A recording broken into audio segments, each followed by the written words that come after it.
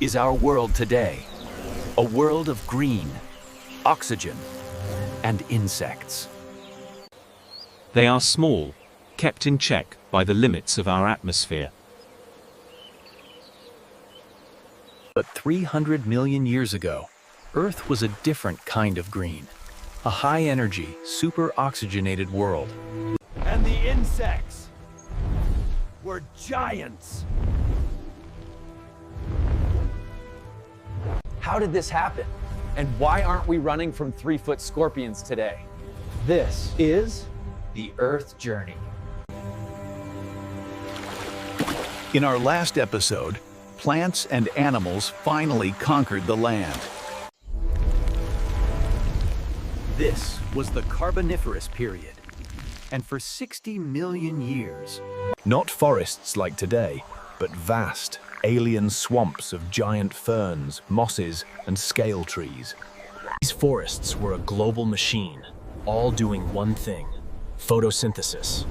They inhaled carbon dioxide And exhaled oxygen. Trillions of tons of it. Now, in our world, when a tree falls, bacteria and fungi break it down. They eat the wood. this process, decomposition, uses oxygen and releases the tree's carbon back into the atmosphere. It's a balanced cycle. But these new trees had invented a revolutionary material, lignin, the tough stuff that makes wood woody.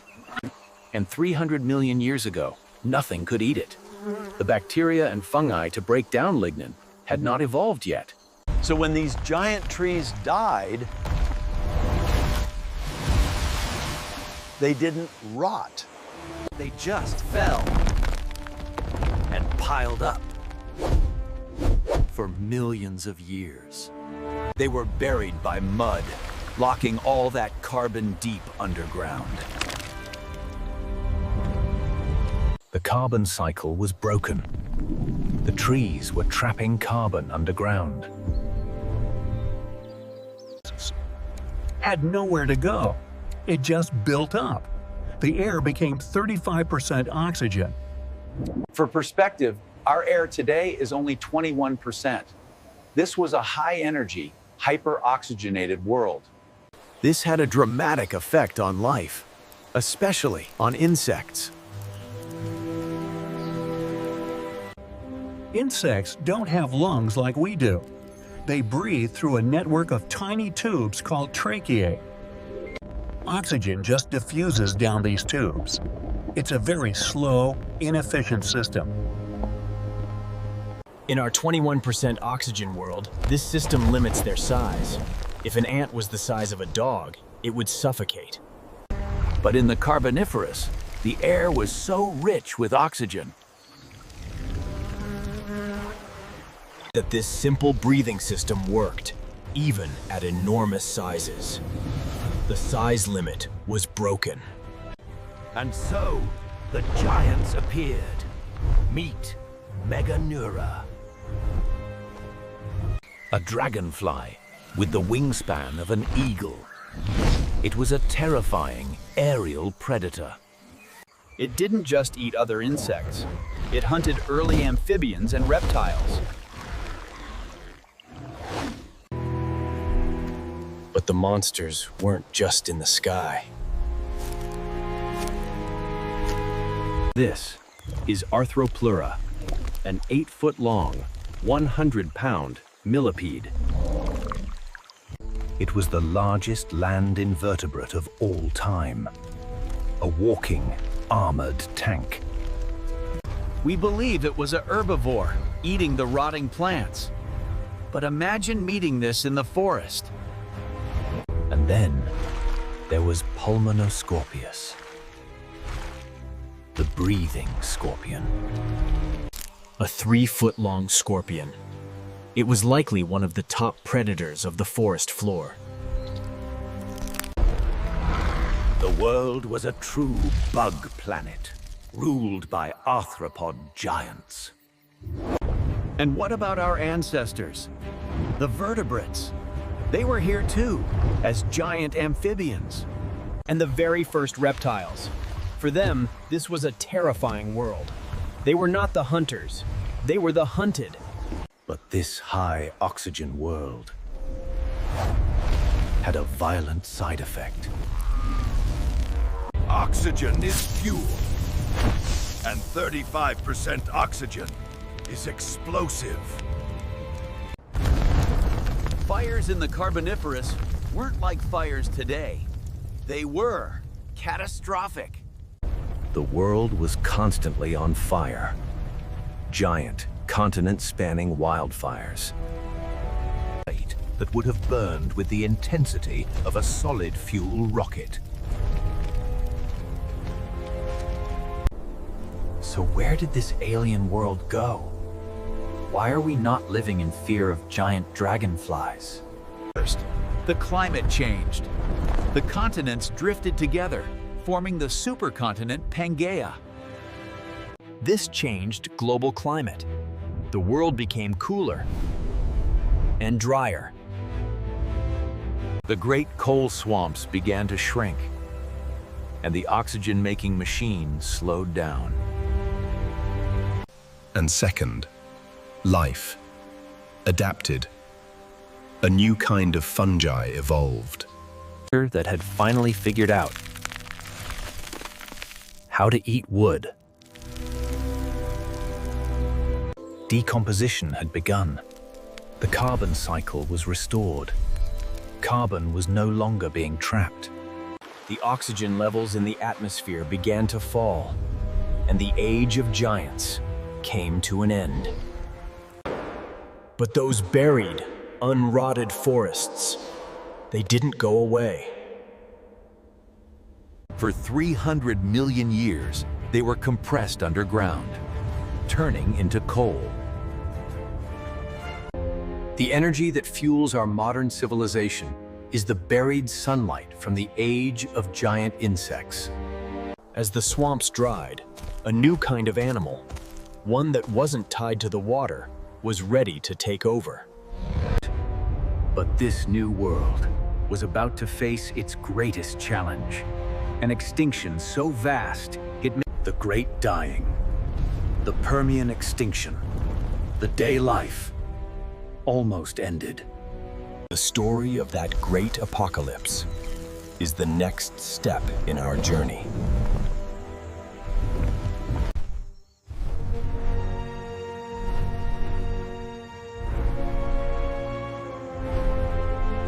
Epic music continues.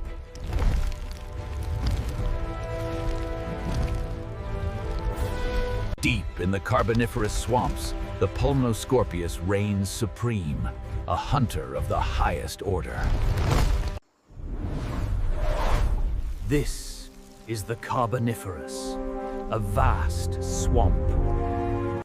With the influx of oxygen, the habitat reaches full viability at 35%. Behold the intricate respiratory system of the ant. Tiny spiracles line the thorax, drawing in life-giving oxygen through a vast network of tracheae. This was not merely a fire. It was an unstoppable force, reshaping the very landscape.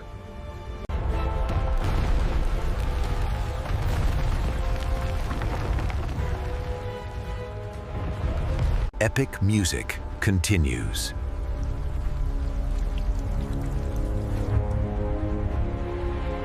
In a world reborn, the spark of innovation ignited a new age, powered by the very currents that flow through these streets.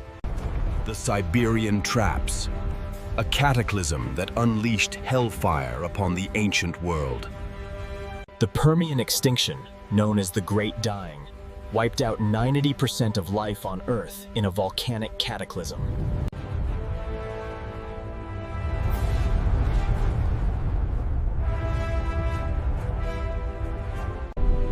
This is Earth, our sanctuary, our responsibility, a living tapestry of war.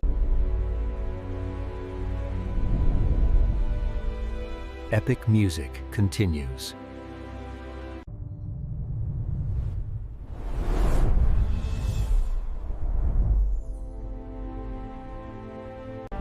Epic music continues.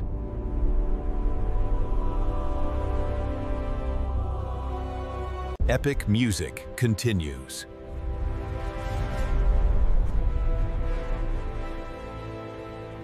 This is the face of modern North America, a land of striking contrasts and immense natural beauty. Epic music continues.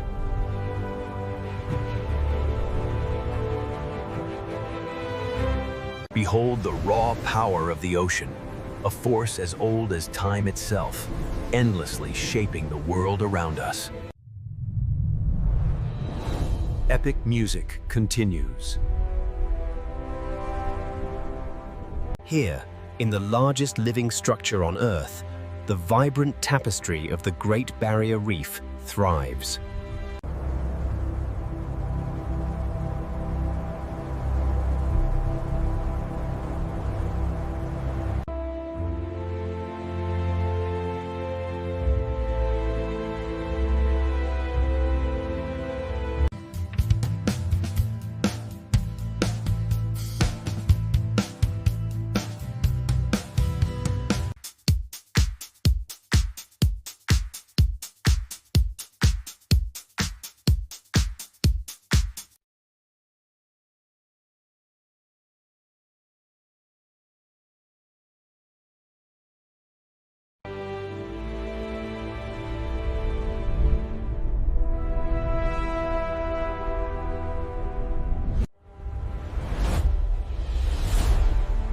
This has been the Earth Journey.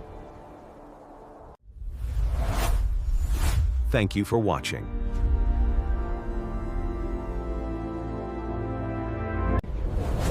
If you want to continue this journey through time, subscribe to the Earth Journey. Our story is just beginning.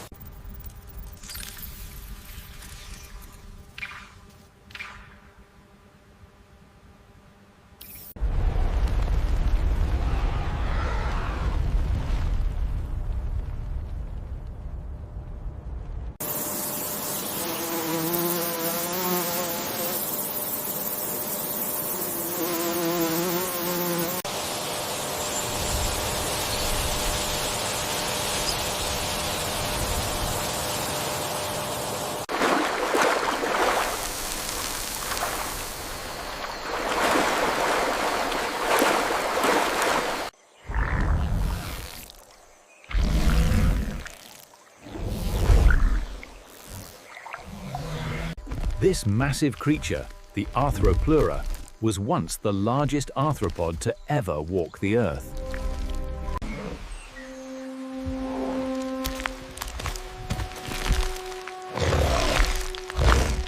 silent.